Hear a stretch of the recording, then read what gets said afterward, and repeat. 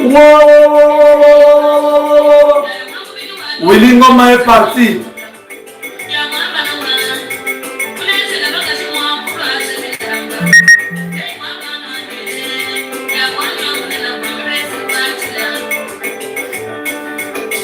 Voilà. Aujourd'hui, c'est la fête. Hein? C'est une journée chômée payée.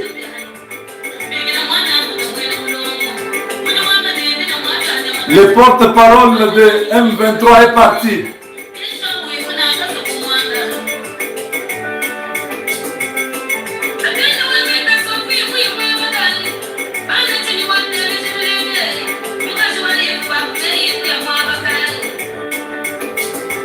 Voilà.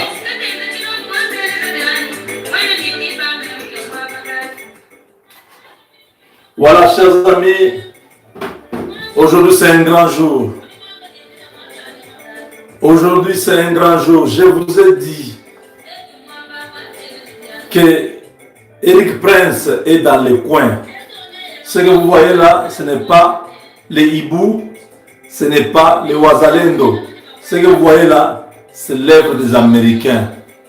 Ils sont là, c'est eux qui ouvrent la voie. Ils viennent, ils frappent. Dès qu'ils frappent, la voie est libre. Les hiboux, les Wazalendo peuvent avancer. Si vous avez remarqué, le mois de janvier et ce mois, c'est ça l'opération qui s'est faite. Kagame est tout puissant, il ne veut pas partir, ce n'est pas un problème. Mais on va finir avec lui, il sera humilié au Congo. Avant que lui-même ne soit humilié au Rwanda, il va être humilié au Congo. Alors, chers amis, cette opération, c'est une opération que j'ai expliquée plusieurs fois. On frappe les leaders. Dès que le leader est frappé, les troupeaux ou les troupes se dispersent. Je vous ai expliqué ça il y a 2 ou 3 jours. Je vous ai dit que maintenant, là, les gens se posent la question, mais comment les Wazalendo et les FARDC sont en train d'avancer très vite.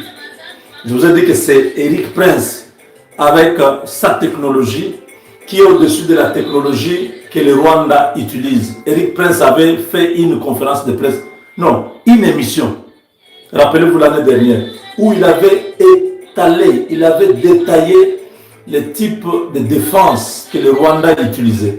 Il connaît très bien ce qui est au Rwanda. Il connaît très bien le matériel, technologie et tout ça qui est utilisé au Congo. Alors il a amené une technologie de précision, de pointe. Je vous ai plusieurs fois expliqué comment Israël a terminé avec les Hezbollah, avec les Hamas. On a ciblé les responsables, les leaders de ces mouvements terroristes. Frappe. Je vous ai dit quoi? On va frapper Willy Ngoma, on va frapper Makena, on va frapper Nang, on va finir ces gens-là et la guerre là va s'arrêter de soi. Quand Mbema parle, généralement vous pensez que je suis en train de faire mes comédies. Oui, mais c'est comme ça que je communique. En train de danser, en train de rire, en train de faire chimboui, tout ça. Mais suivez bien le message. Parce que là où je passe, là où j'entre, les informations que j'ai, je ne peux pas les sortir telles que je les reçois. J'essaie de diluer ça. J'essaie de contextualiser ça pour que ça passe chez vous. Alors, quand vous êtes distrait, oh, celui-là, il parle seulement. Il parle seulement. Vous avez vu? Alors, comme on a frappé, on a fragilisé tous les fronts, il y avait à peu près 12 fronts autour de Rubaya. C'était une forteresse. Alors, je vous ai expliqué ici que les Américains ont pris la mine de Rubaya et la mine de Manono. Les 2 gisements là ont été ajoutés sur la liste de ce qui est disponible pour les Américains et qu'ils devaient commencer l'exploitation. Comme ces gens ne voulaient pas partir, il fallait détruire la défense du Rwanda qui était tout autour de Rubaya parce que Rubaya constituait une source de revenus énorme pour Kagame. Alors il fallait tarir, il fallait faire stopper cette histoire-là. C'est comme ça qu'on a commencé l'opération de Rubaya il y a, je crois, 48 heures. Hein. Alors, l'armée de Kagame avait complètement abandonné Rubaya. Alors, Willy Ngoma et d'autres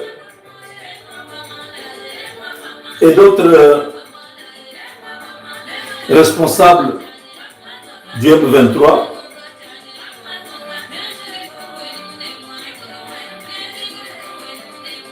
oui. Donc, Willy Ngoma et beaucoup d'autres responsables du M23 ont quitté Goma vers, je crois vers 23h, quelque chose comme ça. Alors le convoi allait vers Rubaya. Ils sont arrivés dans une des fermes d'un responsable militaire, il s'appelle le général Innocent Gaïzi. Dans la ferme de Innocent Gaïzi, ce général, il y a eu une grande rencontre. Alors, quand le cortège arrivait déjà, un tir de missiles, de drones, a attaqué le convoi. Willy Ngoma est mort sur le champ. Il est mort sur le champ avec beaucoup d'autres responsables. Jusque-là, on ne connaît pas encore qui d'autres sont parmi ceux qui sont nommés. Willy Ngoma, comme il était responsable militaire, c'est un colonel se promène toujours avec beaucoup d'autres militaires et tout ça. On a appelé vers 2h du matin, les tirs de drone les a atteints et on a confirmé sa mort. Mes chers amis, le deuil est à Goma. Ce n'est pas seulement Willy Ngoma et beaucoup d'autres.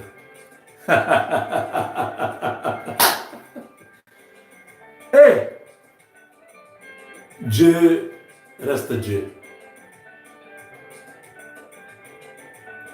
Dieu reste Dieu parce que toutes ces choses qui arrivent, Dieu nous montre qu'il est au contrôle de la situation. Ces criminels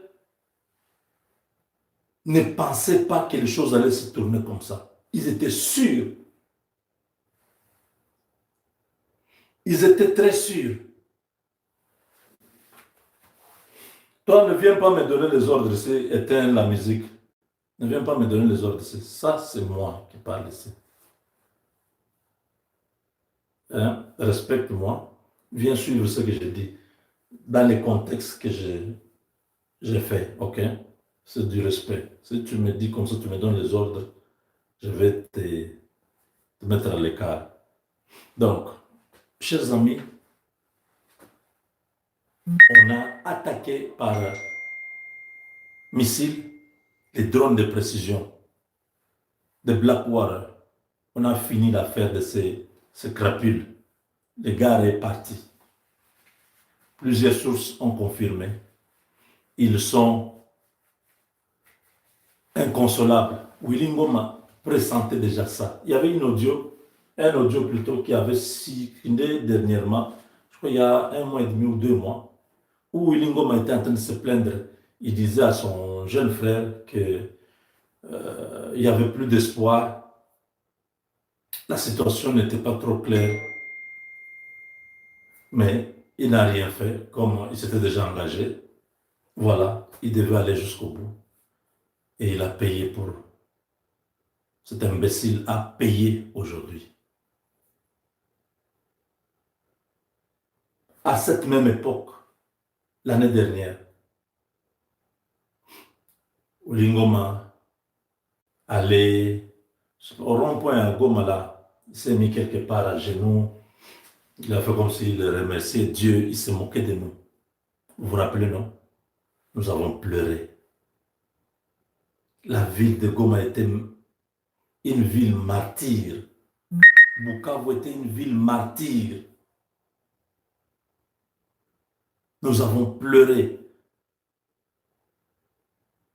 Aujourd'hui,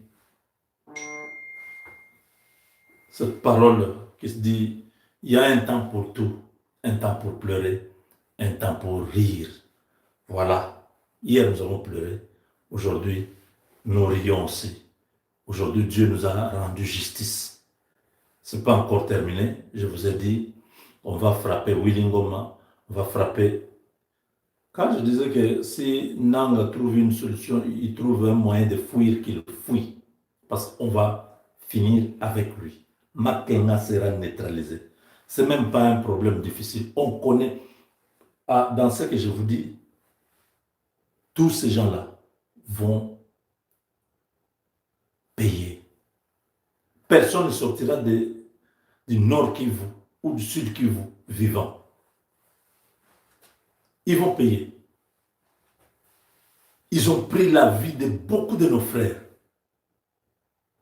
Les gens sont morts en masse. Je vous ai montré des vidéos dans le passé où on a pris des jeunes, beaucoup de jeunes, on les a enfermés dans une maison, je ne sais pas, à la mairie ou quelque part, pendant une semaine, sans manger, sans boire, sans quoi. On les a sortis, les gens étaient maigres, beaucoup sont morts à l'intérieur là. Ils ont fait des choses incroyables. L'M23 a battu des jeunes comme ça à bout portant.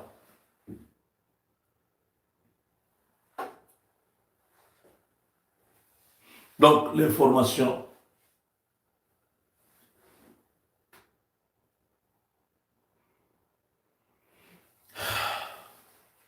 voilà l'information que vous avez à entendre ce matin.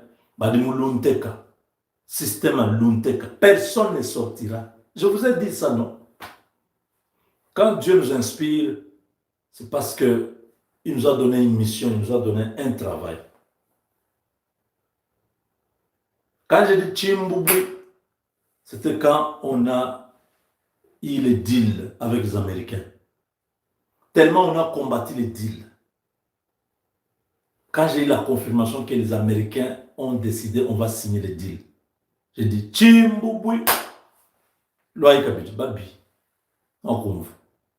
Maintenant, quand l'option de mettre fin à la guerre arrive, Dieu m'inspire encore Lunteka et Kagame et Hippolyte Kanambe, alias Joseph Kabila, et les M23, tous ces gens-là, ils se sont engloutis. Ils sont à un endroit où ils ne peuvent pas sortir. C'est terminé. Personne ne s'en sortira.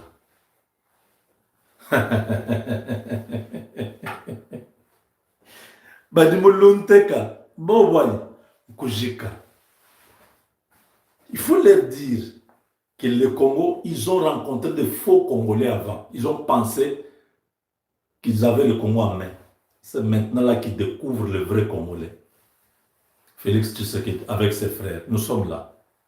Ça comprenait des gens qu'on ne peut pas corrompre, des gens déterminés. Oui, vous avez un Kaikwamba, hein?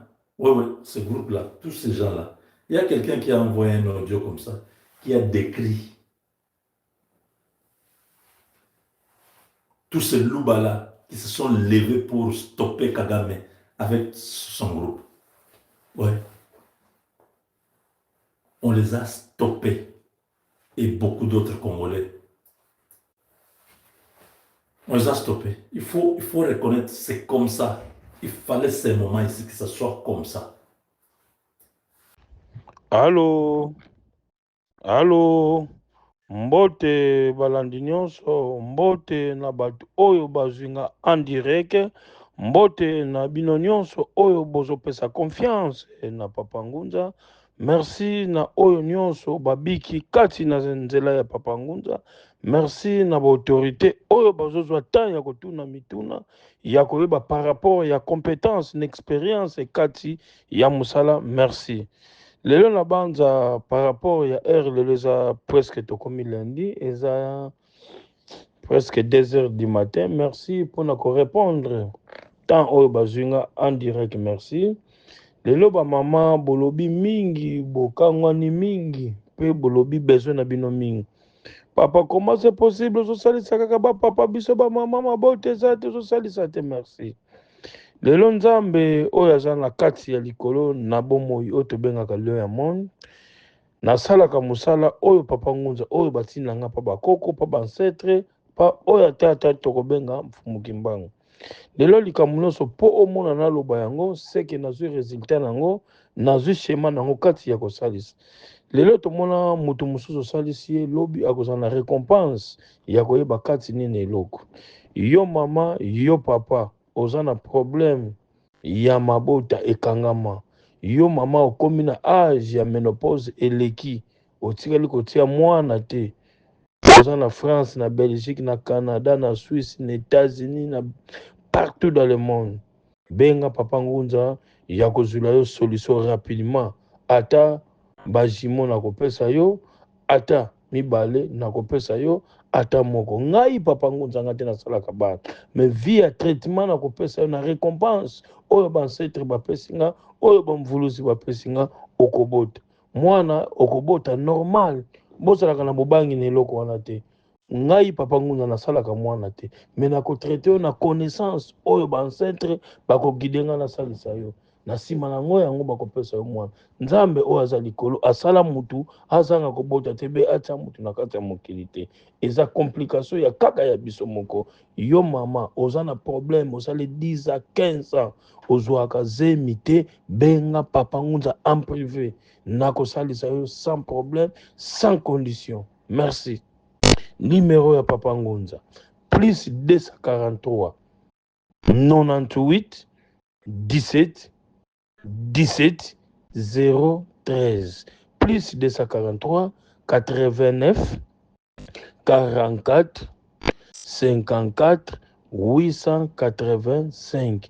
Ofingamaki otongamaki partout dans le monde. Bafingako kisita bafingako obotaka te bafingaka yo te papa no mutu aloba bongo mama no mutu aloba bongo benga papa ngunza oza na problème ya mabota yo mwasi yo mobali sans problème sans condition. Merci. Tozongi susu na sujet ya suka na banza dans quelques jours tozokota 2026. Oza na problème oza na likambo oyo ezosala yo pasi. Lelo na banza mibali bamitungisamaki ebele oyo bayaki na impuissance éjaculation précoce. Batu babengi batu batuni nga naza na Belgique nga naza na Canada nga naza na Angola nga naza na Bruxelles nga naza na Brazzaville nga naza na Canada nga naza na États-Unis nakosalisa yo partout dans le monde. C'est ça on appelle la spiritualité, c'est ça la connaissance kati ya koyeba likambo. Lelo botika kokende libanda ya mboka ya kozwaka biloka bapaya. Pourquoi? Nyonso oza nango bezo kaka fofo ntoto wa Congo etanke patriote nyonso ezali. Lelo ozomona batu soit diso za pasteur, soit diso kobenga mitei, soit diso kobenga prophète, mais ozobimisa babiloko na lokolo ya mutu nguma mpuku niau mbisi ya mai archifo eza lokuta. Peuple congolais faut bozala na vision ya kozala na miso. La spiritualité c'est la connaissance kati ya koyeba kati eloko nini ozosala kati eloko nini ozosunga mutu ekozala malamu. Oza na problème ya éjaculation précoce kimobali ekoma mokie mai ekoma mokie benga papa ngunza nakozongisa kimobali na ndenge ozalaki na bulenge ndenge ozalaki na âge ya mokie sans problème sans condition. Dimension nyonso olingi 20 22 24 26 nakotiela yo. Oza na problème oza kaka na mama élection malamu te minute ndenge tomonaka soso ndenge tomonaka ntaba eza malamu te benga papa ngunza nasalisa yo lobi pe kozala na récompense ya korécompense nga. Lelo batu nyonso bobiki oyo basungi bokabola bandako bokabola bachambre baproblème ba éjaculation précoce kimobali etelemaka su te soki obombi maladi oyo etelemisaka kimobali te okóma na 4 problèmes: diabète, tension, vision na problème ya sucre. Merci na balandi nyonso oyo babiki na nzela ya Papa Ngunza. Merci na bakoko, merci na bancetre na puissance. Eloko eza dire faut kotia endurance ya kimobali comme chameau ndenge tomonaka vibration ya lapin tina age na 86 ans. Merci. Tokowela koshite par rapport ya temps fo nazwa mpe temps ya kopema lelo yango nazozonga soki toza ata 5 personnes oyo bazorespecte mosala spiritualité oyo lokuta eza te ti escroquerie eza te kimoyibi eza te ekozala malamu mpo Papa Ngunza mpe azwa temps ya kopema. Lelo naza représentant légal na science ya courant de joie ya eza na bato ya bientôt na kolanse bino Papa Ngunza mpe fo apema nasungi ebele oyo bakoprofite bakoprofite te bakutani mpe na bandeko mosusu. Mais pour le moment Papa Ngunza obengi ye okozwa ye moko en direct nano apesi autorisation te na mutu mosusu ya koyamba telefone oyoki voix na nga te seke eza Papa Ngunza te. Plus 243 98 17 17 013 plus 243 89 44 54 885 mamero nyonso mibale eza na WhatsApp. Consultation eza gratuit ya koyeba kati eloko nini oyo ezosala pasi. Lelo nakobana na troisième sujet lelo ya de bafamille mosusu batia na kisibu oyo tobengaka ndeti bikila mukati kia kanda muntu kaleni kwenda bakabima biobia nzila kinganga koba nzila ya mpeve ya longo elingi koloba boye ya de famille mosusu batia bikila mutu akozwa biloko oyo libanda te mpa Papa Ngunza nakotia oyo na balien privé oyo eza ke okosala likambo na yo nyonso oza na problème na famille te okosunga mutu. Lelo makambo ya mbongo olingi monta nyonso ya mbongo ekozala na demande na yo ekozwi mbongo pa Papa Ngunza likambo etangami ya mbongo na spiritualité yango eza simple. Oza na besoin zwa mbongo osunga famille osunga libota tozokota na 2026 mutu nyonso aza na bilan aza mpe na baprogramme eloko liboso montagne nyonso oza nango besoin immédiatement le même jour. Likambo ya mbongo elalaka te soko omoni mutu azosala elo likambo ya mbongo zela lobi non eloko eza simple na spiritualité ezalaka matière ya mbongo po eza na bareserve ebele oyo eza kati na deuxième monde kati na oyo eza na lien privé directement na ndenge ya famille. C'est ça. C'est la reconnaissance na capacité ya spiritualité monanzila ya mpeve ya longo ya tata Simon Kimbangu. Quatrième sujet lelo oza na problème ya diabète eumeli ozwaka bensiline benga Papa Ngunza akosali so directement okipa médecin na yo négatif directement. Oza na problème ya cancer ya libeli. Attention na ndenge ya opération ya kimondele eliaka kaka sur 100% presque 80%. Oza na problème wana ya cancer benga Papa Ngunza. Oza na problème ozwi zemi ezolongwa ozwi zemi ezoseni benga Papa Ngunza nakosalisa yo. Oza na problème ya mikanda lelo tozokota na 2026 soki mukanda eza te na bande na mboka mibale bokomona neti tozokota 2026 oza na problème za France na États-Unis ekozala patriote soki oza nango te ekozala pasi. Oza na problème ya mukanda olingi okotisa mukanda na yo na préfective ti lelo balinga korépondre yo te mpona Papa Ngunza ozwa document no définitif ya 10 ans eza na 14 jours obengi Papa Ngunza bosigner papier 14 jours directement ozwi document na yo pas de problème récompense yo mutu koyeba. Oza na problème makolo ezovimba oza na problème ozwami paralysie ozotema na bavelo roulante benga Papa Ngunza ya koneutralize yango directement. Oza na problème ya prostate bakolinga te basala yango benga papa ngunza ya koévacue yango ya kolongola yango na kati ya spiritualité ya koyeba que veut dire traitement oyo eza na kati ya bokoko. Lelo kozwa papa ngunza batémoignage oyo ozosala biloko ozosalisa oza ndoki naza ndoki te eza nde pouvoir. La spiritualité eza connaissance. Lelo soki nasalisi yo okomona nga motu malamu be okomona nga indoki. Soit disant lelo bapaster paster mosu okopesa ye place asambelaka lobi bokomi na baparke na batribunal par rapport ya kiescroquerie na bango naki moyibi. Lelo bamama ebele bapapa ebele bakomi bavictime mpona bapaster ya koseme pesa dimi pesa dimi pesa dimi. Ce n'est pas ça la spiritualité.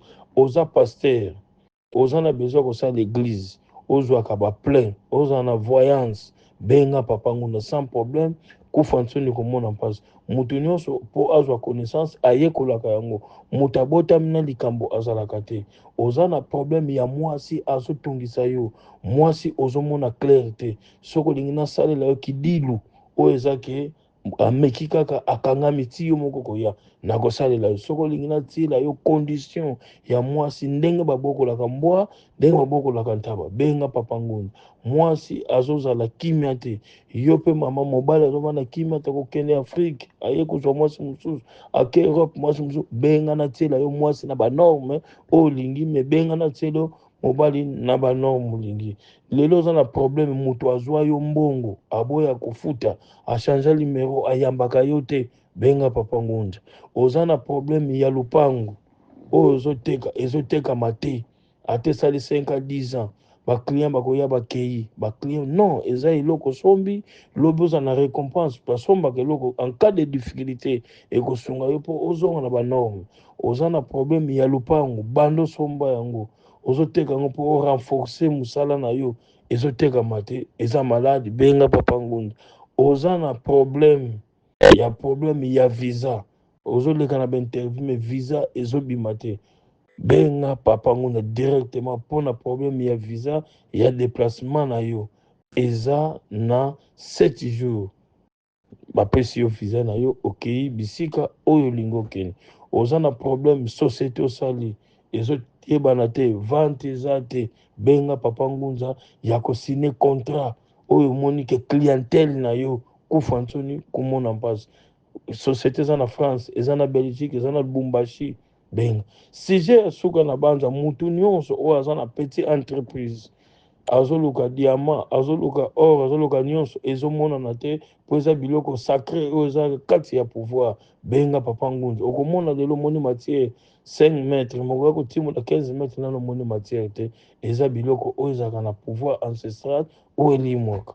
Oza na problème ya paralysie oza na problème ya kyste oza na problème ya hernie benga papa ngunza aza disponible. Mamero nyonso mibale yango eza na WhatsApp consultation eza gratuit. Merci pour la air presque fona zwa temps ya kopema plus 243 98 17 17 013 plus 243 89 44 54 885. Merci na balandi, merci na confiance par rapport à R, merci na paix oyo ekoti na kati ya mboka nyonso papa ngunza alobaki yango wana esambisa. Voilà la compétence. Merci toza kaka na besoin ya paix tala ndenge makila etamboli yango wana récompense grande puissance du monde. Merci.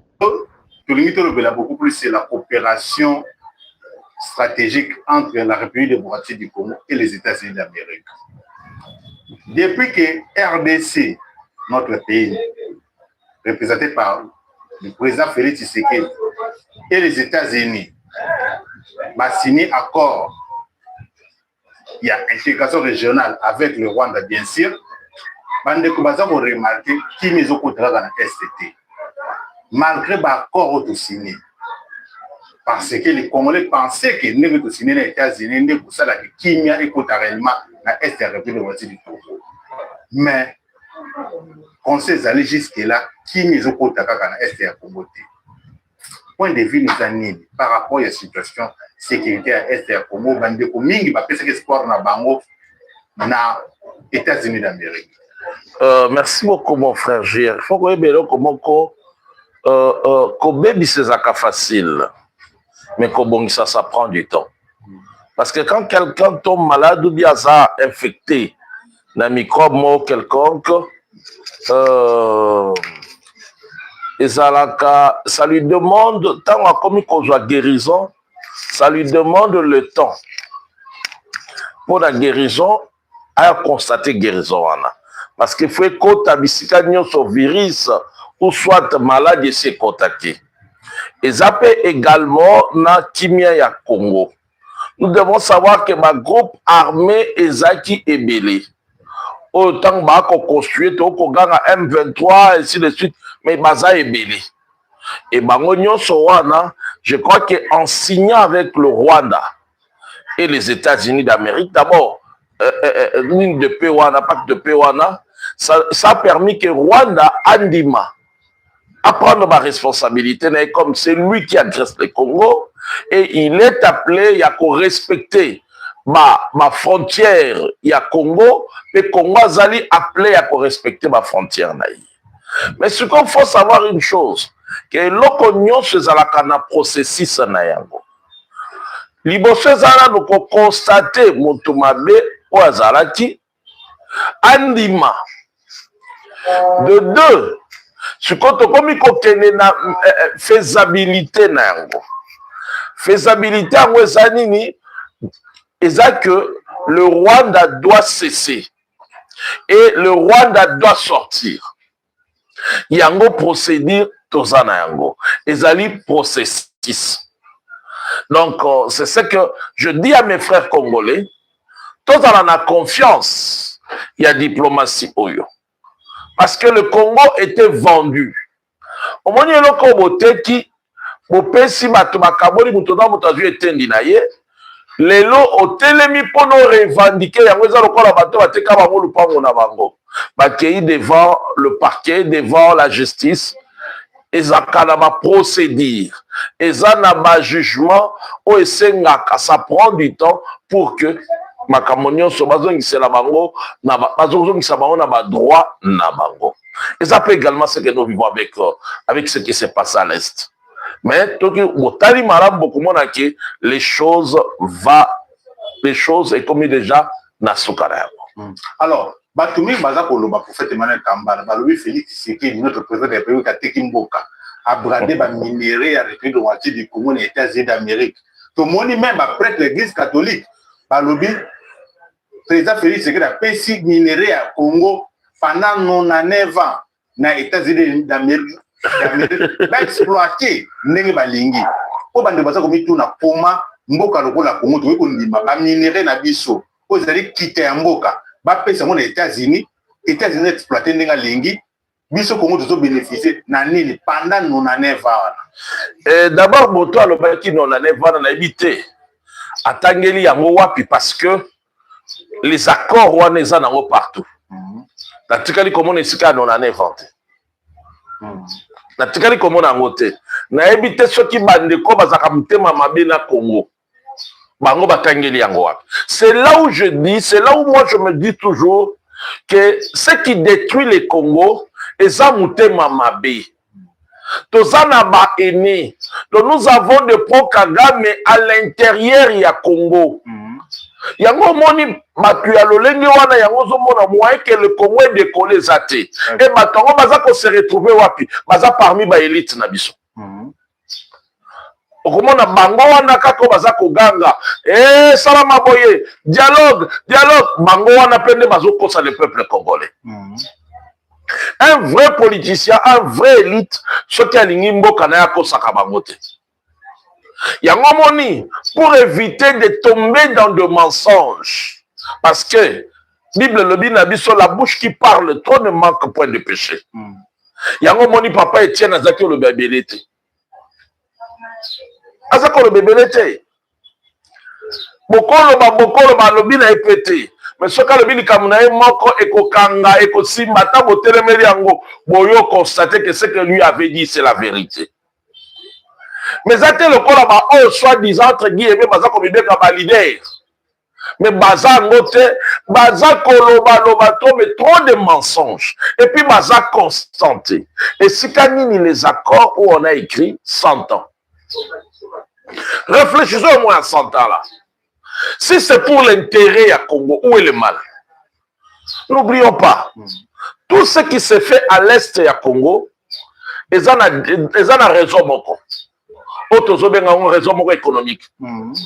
Parce que tozali agressé pour la économie, pour la richesse nabiso. Mozui nabiso. Parce que yango nde mutu esala lelo ke Rwanda azala premier na colton, azala premier na or, azala compté na bourse ke yende mutu azalaka na or. Uganda azala compté pour na bani na biso ba Kenya wana. Parce qu'ils se partagent la richesse ya Congo.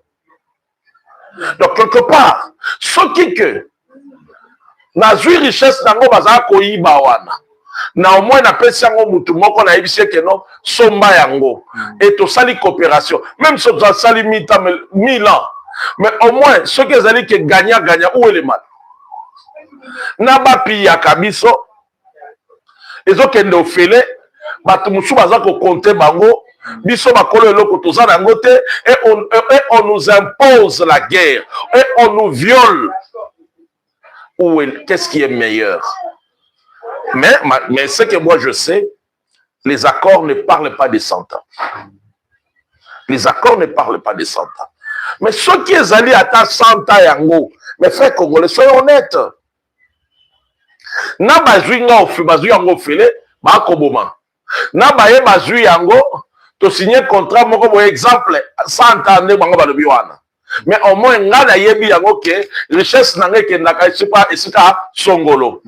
Et tant que le monsieur va investir, à quoi pour exploiter, il met la paix, il met la sécurité.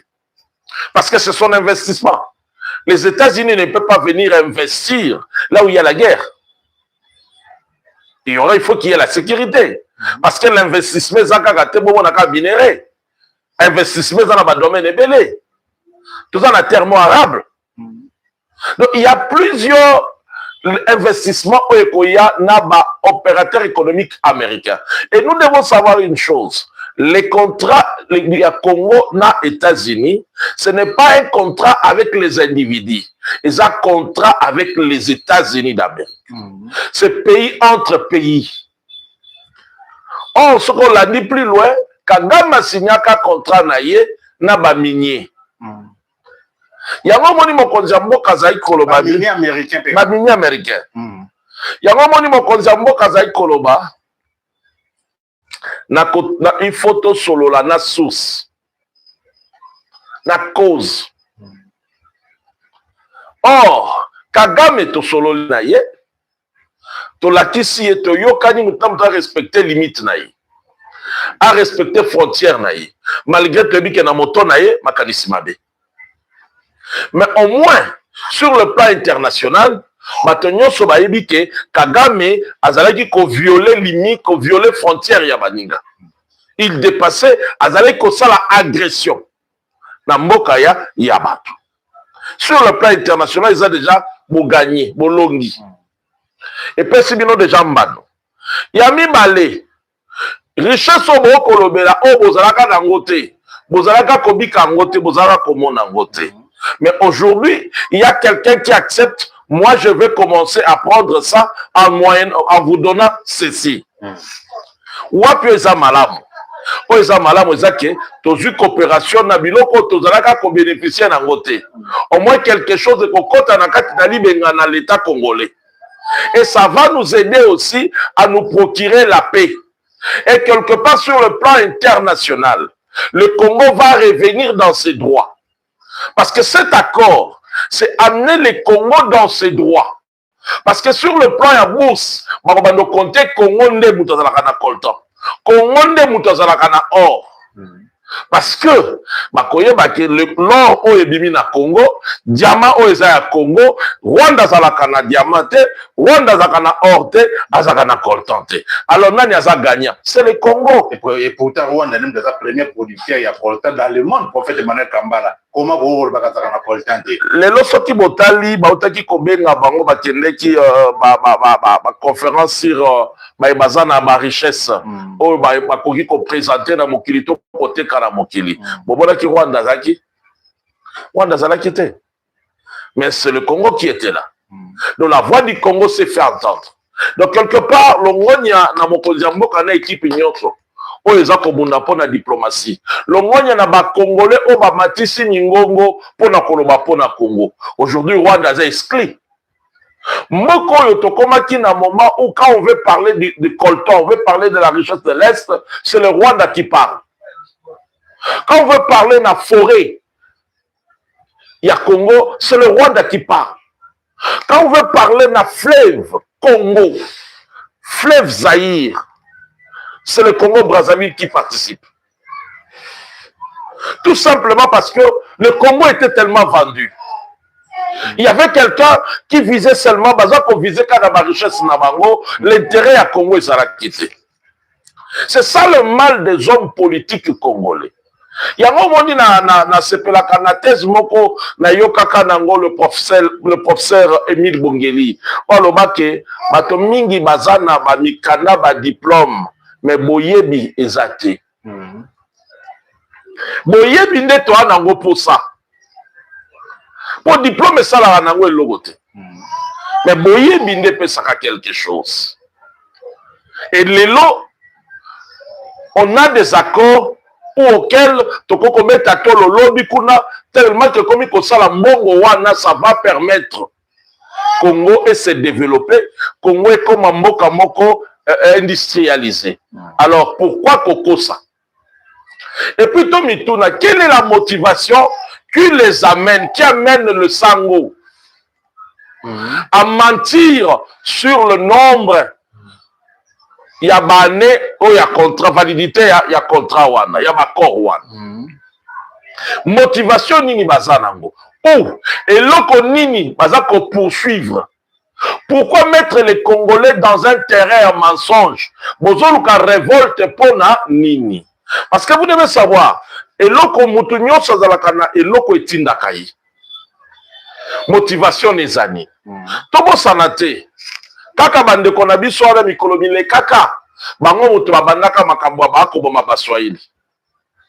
On se posait des questions.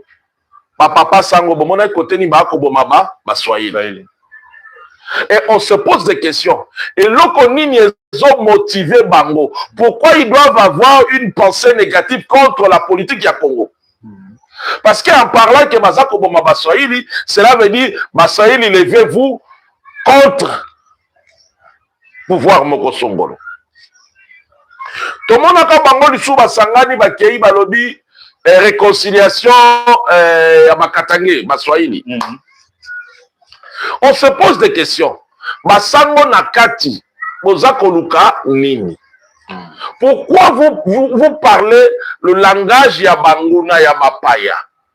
Pourquoi vous cherchez les balkanisations? Pour réconcilier Bakatange, ça m'a dit ce sont des Bakatange, Congolais, ceux qui, un prêtre catholique, évêque, archevêque, il y a Lubumbashi, il y a Sengi, qui va réconcilier Bakatange. Deux fils Katange, entre autres, Moïse Katumbina, Joseph Kabila, pour réconcilier Mabé Zakiwa. C'est là où Mabé Zali Angoana. Balobaka réconciliation ya Bakatange, mais tout le monde a Moïse Katumbina na Kabila. Parce que na évité ce que Bakatange bazaki na problème entre bango. Problème c'est là qu'il y a Moïse Katumbina Kabila, ça la front commun. Et les lots ça se voit.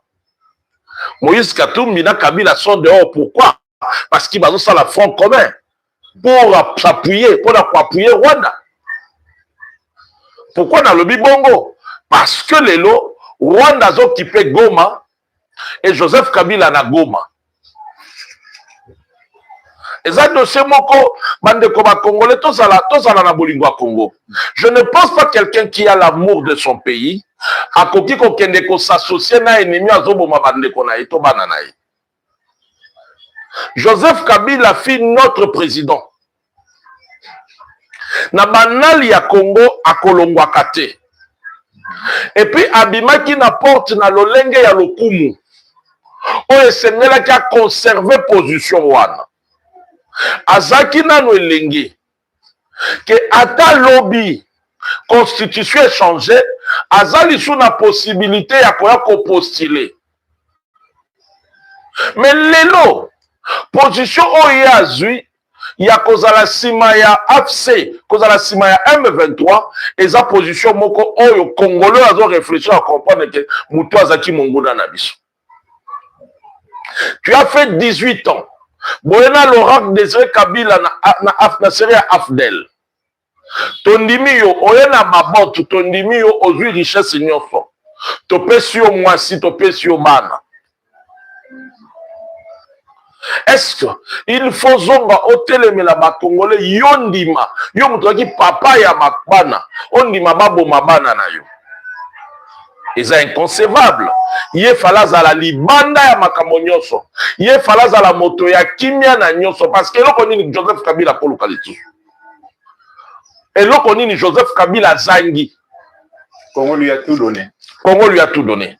Et il a l'argent. Biso to kokaki ko sepela netinga. Nazako sepela na présence na ye na kati ya mboka. Ça prouvait réellement que la démocratie ezo sala musala na yango. Vraiment qu'il y a eu l'alternance dans Mboka na biso. Et vraiment, Tozana Bato Balingi Mboka. Il allait rester dans la position, il y a pas consulta cahier. Tout le monde qui a un bandeli, il voyait le chef quand il le veut.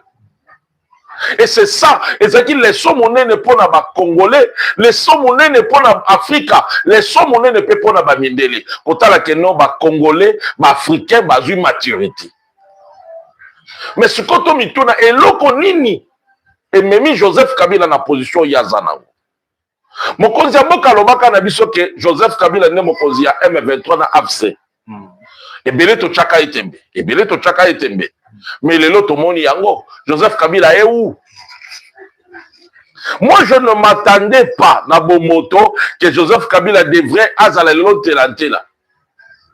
Parce que na le Congo est pesa qui il a fallu mabele na inda kuna iza la Congo. Mais likolo ya kozanga boyebi lelo il est azan à côté M23 azongeli batonaï. Donc c'est pour dire aujourd'hui je peux me dire ndenge mokonzi ya mboka lobaka na biso que yende kolo bato wana pe kotala lelo Rwanda kangi est ye se retrouve na est. Et Kagame vous dit, Kagame qui reconnaît, qui accepte que le M23 et les autres Bazali, Balie Nanga, to collaboraka na bango. Or, on collabore lorsque objectif et zozala soit comme bien défini. Pour un objectif na Kagame aloba yango na Benin, aloba ki utaki oloba ngo pe na Russie. Que y a réclamaka mabele. Il faut bazongisele mabele. Et bango basa associaka na yi. Siko bino boza ba congolais to boza ba congolais. Et motivation nini? Et même qui bandeko oyo balobaki d'abord réconcilions les Katangais et comme une réconciliation à deux personnes. Parce qu'ils avaient l'objectif. Il fallait mettre le pays en feu. Yango komona même bilobela na bango bazozala toujours à côté du peuple. Yango moni l'autre fois dans émission musu na lobaki na yo, est-ce que Senko ya lobby ezali Senko ya lelo? Est-ce que bayebako kamba Senko ya lobby? Baza bango bako kambo ya lelo, est-ce que ezala motivation moko? Yango zomona koko so ezoboma Congo na biso.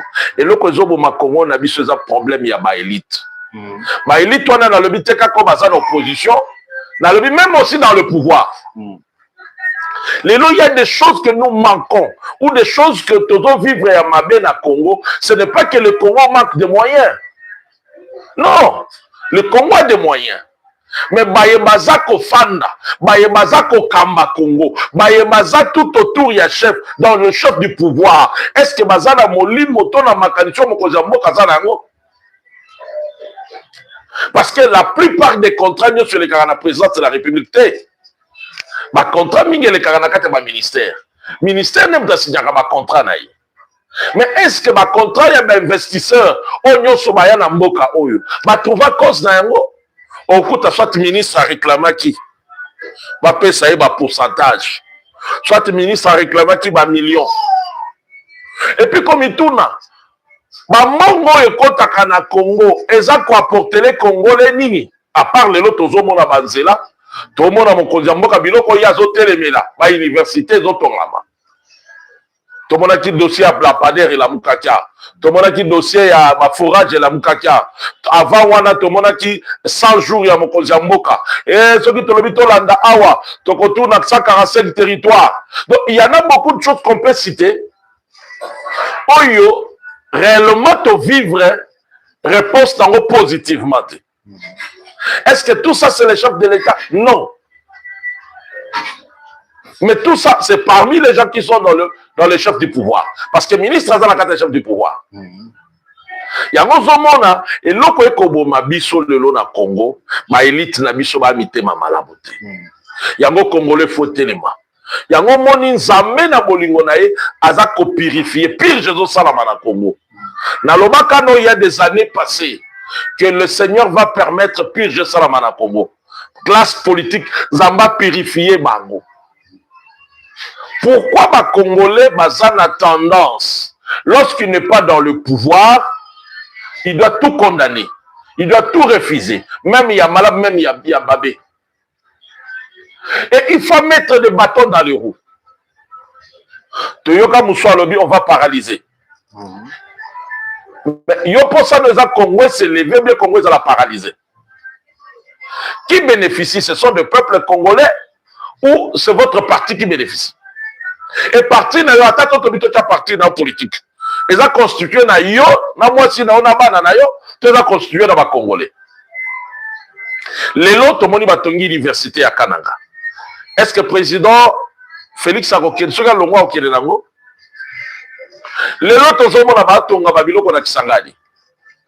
Lelo tozo ka ba projet ya Bandundu. Lelo tozo mona port ya eau profonde. Les autres tongama. Ce qui président Félix Alongwa au Kénénango. On se comprend. Donc, quelque part, ma élite n'a pas de bazana bolingo malamu ya Congo. Parce que tout ce que nous vivons aujourd'hui, même les lois au Rwanda commis na même mise na Congo, ils ont dit à ma élite congolaise. Parce que baza sincère na Congo. Okokuta bango na kati ya kolia na Kagame. Corruption bango. Parce que ba soda ya Rwanda baleki ba Congolais te. Baleki te mon frère hier. Même ba kota ki na Goma baleki te. Parce qu'ils ont trouvé l'armerie. Ils ont trouvé l'équipement militaire. Mais botala ba vidéo bino moko moko kamwa. Soda kimia tiki manduki. Soda kimia tiki ba jeep etandami. Il y a sika na ba clé de contact na place. Vous ne voyez pas que ça sabotage, vous ne voyez pas que ça va tout corrompu, vous ne voyez pas que ça va tout salifuite. Parce que ce qui était na Goma, le Rwandais ne pouvait pas entrer. J'ai suivi une dame qui disait, elle dit, mais non, ma Rwandais, il y a ma commerçant Moussoussou, mon hôtel Moussoussou, il y a ma konzi Moussou Bazali, awa na Goma. Donc, ça prouve que Tozana Bato, ou Tozana Bango, ils sont dans le chef du pouvoir, mais en même temps, ils collaborent avec le Rwanda. Il y a un moment où le problème congolais, il y a un problème, il y a une élite congolais. Il y a un moment où dialogue. Mon frère JR, ça va aboutir à rien. Parce qu'il y en a au moins plus de 47 dialogues de Salamana Mokoy. Ça, le cité trouve compromis pour l'année. Et Tama Notanga, Totanga, nyonso, tu connaîtras. Tito, 1 plus 4, les autres. Pourquoi ça n'a pas résolu le problème? C'est seulement on des dialogues où il faut trouver problème. Non, mon frère, ce n'est pas ça. Et Zakake, le peuple congolais, tout a conscience. Tout a conscience parce que tout est banabiso.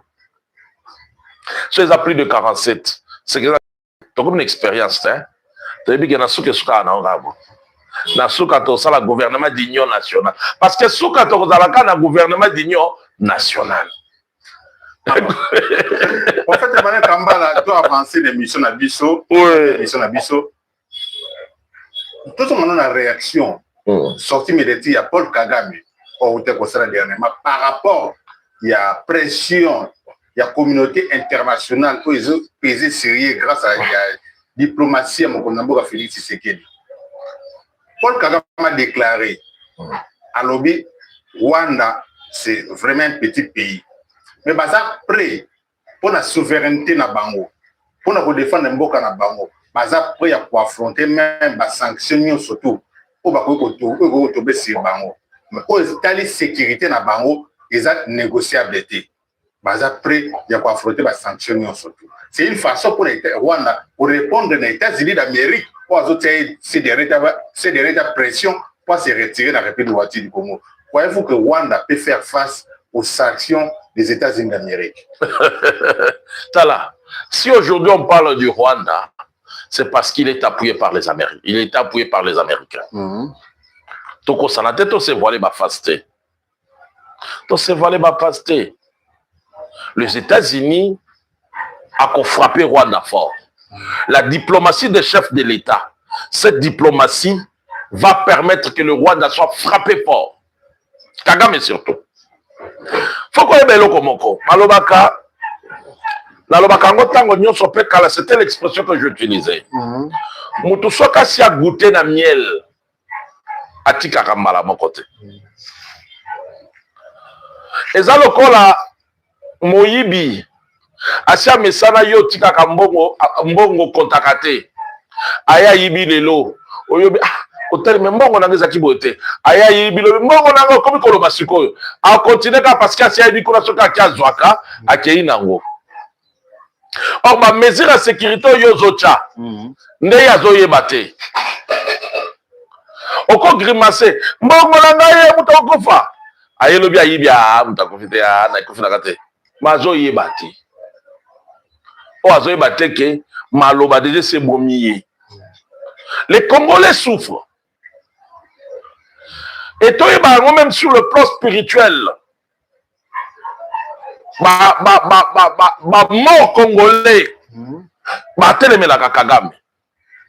C'est comme ça comme Kagame a commettre beaucoup d'efforts fait aussi. Dieu dit à Moïse, Moïse, lève-toi, libère mon peuple.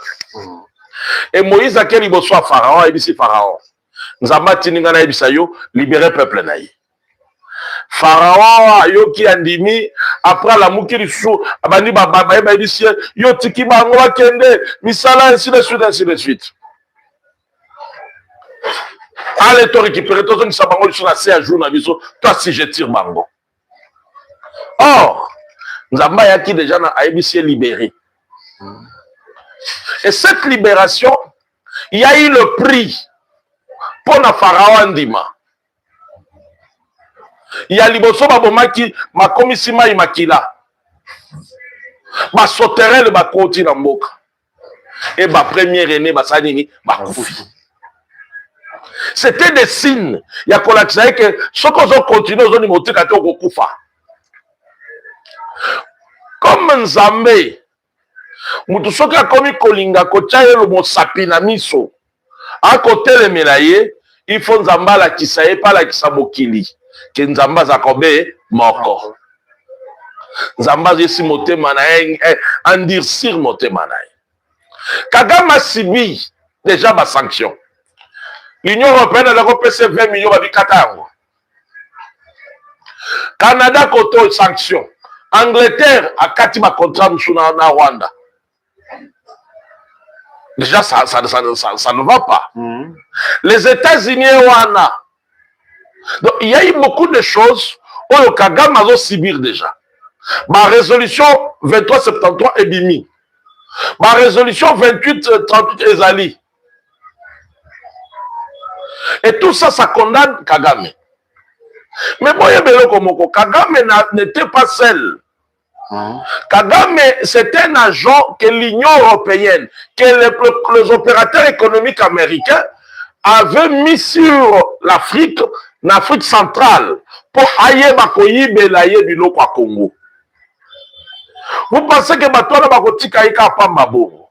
Vous pensez que biloko bazali koyiba bazongindela neza pamba? Parce que les gens pensent que Koloba, les accords s'arrêtent tout, non. Après ma résolution Oyo, vous devez savoir Mikolo Ekoyaka, ma justice c'est comme ça la moussa nango, ma laisser bako samba, bako dédommagaka Congo. Parce que perdre 10 millions de citoyens, c'est pas facile. Ah oui. Justice c'est comme ça la moussa nango. Justice c'est comme ça la moussa nango. Tant que bako instauré Cour pénale internationale et fadisi makabnango awa. Makabwele kobima. Bakebele bakofuta. Ça sera aussi de l'argent qui va entrer au Congo. Ah oui. Alors, il y a que condamnation sur Kagame. Comme Aza condamné, va reconnaître que Kagame a ibaka. Et si Kapate Kakabali. Mazali. Alors, bateau va se faire messana qu'on soit richesse ou ana. Bakotika facilement, parce que ça miel était. Et ça miel. Et puis, mon opérateur économique, bon, t'as la constat oyo. Tant qu'on va y avoir qui bango et pas nani Trump. Bon, mon aki Kagame entouré dans ma sénateur, non? Mon cousin Mboko va aller à Trump, non? Mais Kagame a été appuyé par ma fort américain. Oh, ma opérateur économique. Mais maintenant, le contrat que le Congo a signé, c'est un contrat avec la République des États-Unis. C'est ça la différence. Et ça pas avec les individus auxquels même les opérateurs économiques américains, ils sont soumis à la politique américaine. Et si la politique américaine, et le bino, on arrête. Et le président de la République a signé un contrat avec les États-Unis d'Amérique. Pas avec un individu, pas avec la société américaine, non, avec les États-Unis d'Amérique. Entre pays et pays. Donc c'est pour dire que Bolinga, Kagame va payer le prix et il va quitter. Et puis, là, sûr et certain. Et ça, sûr et certain. Et puis, contrat, yango ezate keo, ponato, na mawabango, et ça, gagnant. Yango, moni mokoza, mokaloba na bido, na kokenda la source. Et source, yango ya quoi? Source ni les États-Unis, à combien les États-Unis? Koleke la sikoyo, tokoluka individu particulier, to solo la au moins na États-Unis d'Amérique. Parce que ça moko pe na ngamu pona bango. Si les États-Unis jouent avec le Congo, ils perdent. Les autres gagnent la Chine à Mbongo. Mbongo, c'est le Congo. Hein? C'est le Congo. Parce que les lots, c'est la technologie de ma batterie, ma mitouk électrique. Et ce que Bango Bazoluka, il y a un biso tozana. Ça retrouve au Congo. Congo Zanango est. Donc je ne pense pas que les États-Unis vont permettre que la Chine continue à y a perdre. Donc il sera obligé, il est obligé, comme il y a déjà les accords, d'arriver à accomplir. Parce qu'il a besoin de ce qui est dans le Congo. Merci beaucoup, prophète Emmanuel Kambala. Un dernier mot et numéro de téléphone. Tolinga Congo. Bande Konanga. To éviter qu'on a ma fan club. To a ma patriote. Oui, on a la membre et parti moko. Mais to a la bateau balingi Congo. Parce que si le Congo gagne, c'est tout le monde qui gagne. Si le Congo perd, nous tous pour perdre. Les lois en acceptant Kagame Aya Awa. Nous devons savoir que Tozongi Baoumou. Tozongi Baoumou. Peu importe voie où il y a quoi utiliser. Bwebake akoya n'intérêt na yi. Les lois essayent un peu de voir. Baïbazana Bagoma. Bisika Kagame a Kitsaki Bokonzi na yi. Botuna Bango, il vit comment? Bazako Boma, Bazako violé. Chaque jour, Bazako dénoncer Ango na banine internationale. Donc c'est pour vous dire quoi? Lelo Moutou a que moi je suis derrière le M23, Azam Motobolimbi, ça c'est un insensé. Pour Nani Bolimbi, ça va moquer. azaneti moto oyo mayele eza kobongwama te tozwa lipanda okei lisusu tolongwe lipanda bamindele tozongisi toke komindima lisusu tokota na bowumbu ya Kagame bomituna baye nyonso bayaka na Laurent Désiré bao bazalaka bakongole baza wapi lelo mingi na bango bakufa botala na Goma bolukelanga bakongole oyo bazali korenye so bolandi bango na kati bolandi bango malamu okutaka eza ba Rwandais. Exemple moko na bapalangani sango arevandikaki babetie 7 balles. 7 balles eza préméditation. Tolinga Congo. Tozala fani ya ba présidente. Tolongwa na babiloko tribal parce qu'aza ndeko nanga te. Congo ne peut plus évoluer na niveau wana. To évoluer. To s'émanciper. Total la vérité. Vérité c'est quoi? C'est reconstruire le Congo. Vérité c'est quoi? Tozabana tata moko mama moko. Vérité c'est quoi? Le Congo n'a jamais existé par la division. Le Congo a existé par l'addition.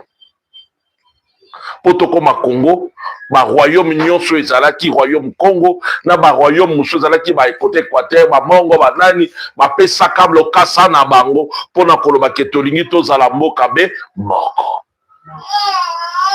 Alors, toka bwana te, ba politique ba kosa biso te, mais totonga Congo. Yango moni na sengaka toujours ba réformer système éducatif na biso. Numéro na biso ezali plus 243 8109 77 914. Numéro 1 na WhatsApp. Soki otolobi sepeli sibino, zamba pambola bino. Soki ebeti yo mwali bakoli misa, to aka bato to ko sala analyse. Pour ça na biso ezali ke Congo to telema to kenda liboso. Merci na yo pe l'ingénieur JR, merci na Kolo Studio Mama Jenny et merci na bande konyonso oyo balingaka Top Africa. Merci pe na bao balandaka biso na mission Eka TV. Merci Nabino, merci beaucoup. Merci.